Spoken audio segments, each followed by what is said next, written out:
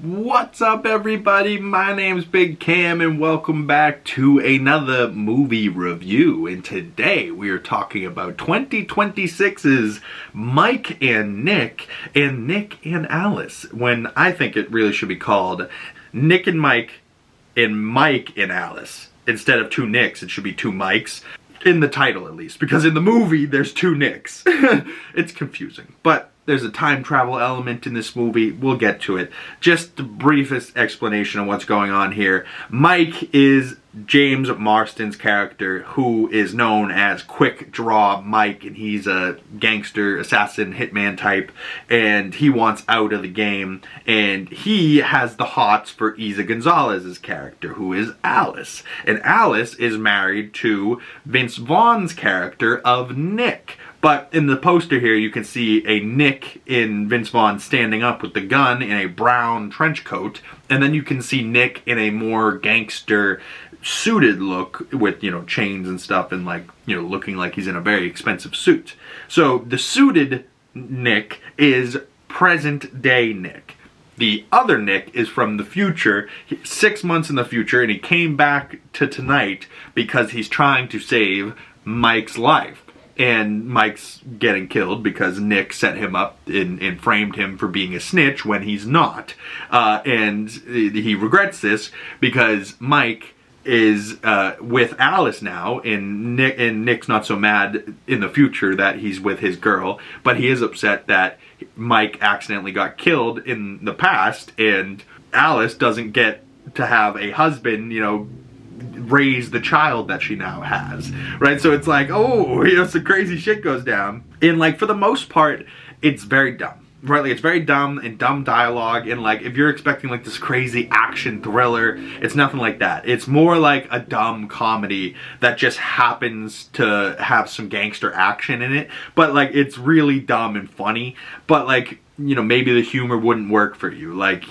For me, it worked. I was in the right mood last night, and it worked for me at the moment. But as I finished the movie and was laying in bed, I was like, I don't know if I liked that. There was a part of me that was the dialogue, as dumb as it was really quiet and slow. And it was listen, if you're gonna be funny like this, you gotta be like Deadpool. It's gotta be quick and fast, and it's gotta be moving and just jokes firing at us like a Gatling gun. You know what I mean?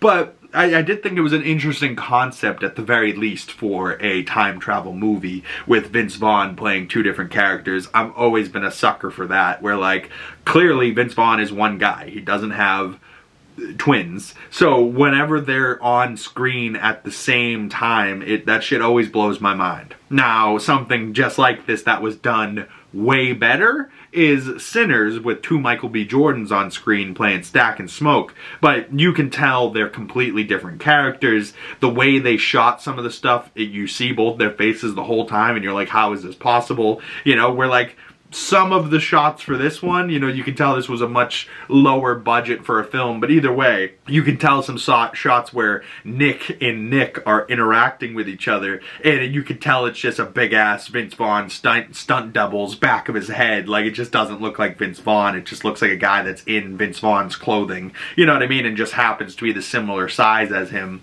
But, it's still great that every now and again you swap back and then you see Vince Vaughn and you're like, oh, Vince Vaughn, two Vince Vaughns. Okay, it's funny alone just that, Vince Vaughn by himself is funny. And I was watching the press tour for this, and I thought it was hilarious that Vince Vaughn called himself circus tall, right? He is ironically tall, and if you see throughout most of the movie, Vince Vaughn, compared to Eiza Gonzalez or James Marsden, he is just so much taller than everybody else. He's got to be 6'6", 6'7", just walking around chilling, as an actor, non-athlete. That's crazy.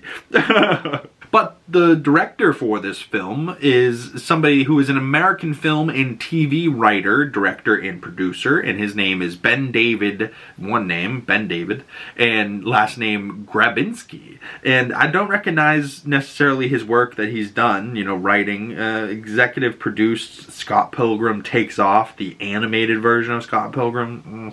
Not really here for that. He was a writer on films like Skip Trace, which was Johnny Knoxville and Jackie Chan Man back in 2016. He did another one called Happily in 2021 with Carrie Bish and Joel McHale. You know, like I haven't really recognized a whole lot of his work, you know.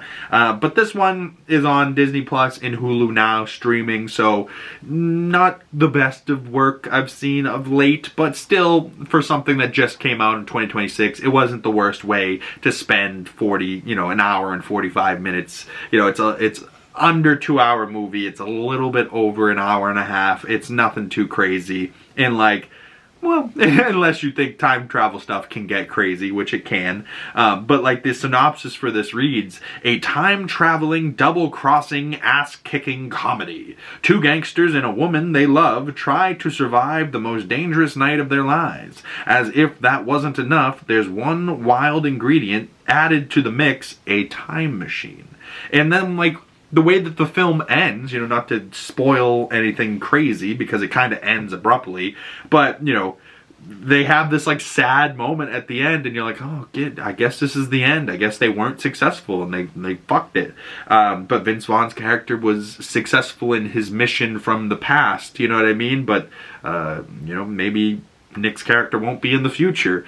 But at the same time, you know, now Eiza has this great idea at the end of it, like, hey, maybe we could try the other time machine. And they're like, what, the time machine was destroyed. And they were like, oh, you don't know about the backup one? So they had a backup time machine somewhere. So maybe at the end of this movie, if there is never a sequel, maybe James Marsden and Eiza Gonzalez's character, they go back in past and fix everything, you know? Or maybe there is a sequel film and they go back to the past to try to fix everything and they fuck things up more, who knows.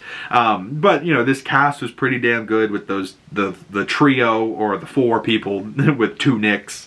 But Vince Vaughn, James Marsden, Eiza Gonzalez really crush it with majority of the screen time for this film. But then like Keith David is in here as Sosa, as like a big boss that everyone's like afraid of. But then his son, Keith David's like very black, and then his son is Jimmy Tatro playing Jimmy Boy, and he's very white. So I was like, wait, I don't know how that added up, but either way, Keith David was in there and Jimmy Tatro were being funny, but then also like Stephen Root was in there as Chet, and I love Stephen Root, just a phenomenal character actor. But then Louis Tan was also in there, and then the guy Simon with a Y, Simon, who ended up doing he made the time travel machine, and that was Ben Schwartz, or as many people know him, Sonic, he voices now. But then there's also people like Arturo Castro, who has just been in everything. Like, he just keeps popping up, and, you know, he's now been in 42 films. He was in The Menu, Roadhouse, Tron Ares, like, and those are just things I saw recently. So why does this guy just keep popping up and stuff? Oh well. Emily Hampshire, do I recognize her? Not necessarily. It says she was in the film playing Sam, but I don't remember a Sam. So, oh well. Even like Louis Tan's character was playing Roid Rage Ryan. And like, what? But Louis Tan is a Shatterstar from the Deadpool films. He was also in the Mortal Kombat films as well, and he's, I believe, going to be in the new one, and he's like Cole Young, who's going to be the new Scorpion or something like that, or he's got like DNA from the old Scorpion in him. I don't know.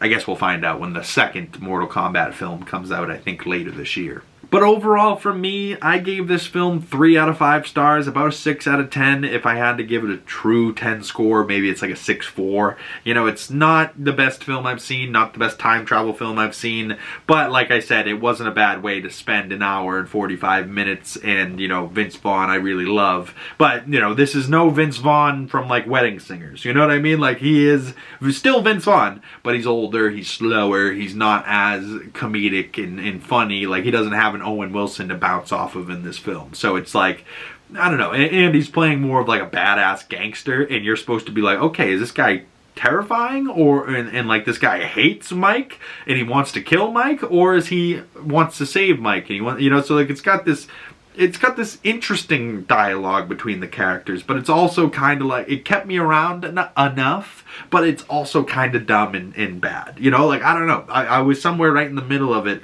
you know, so if you hated this, don't feel like you gotta agree with me, you know, I want to know what your opinion on this film. This is merely just my opinion, you know, my opinion could be wrong compared to you, but, you know, my opinion's my opinion. So even me right now trying to tell you how I feel about it, you can tell you know, I'm a little conflicted. I don't know if I really liked it or if I hated it, but I did say in my review, if there was a sequel, I would check it out. So, Eiza Gonzalez, stay gorgeous. James Marsden, can't wait to see him as Cyclops in Avengers Doomsday. And Vince Vaughn, glad to see he's still out there doing his damnness and being a tall fuck, being funny. You know, love to see that. And maybe these guys will team up again to do a sequel film in the future.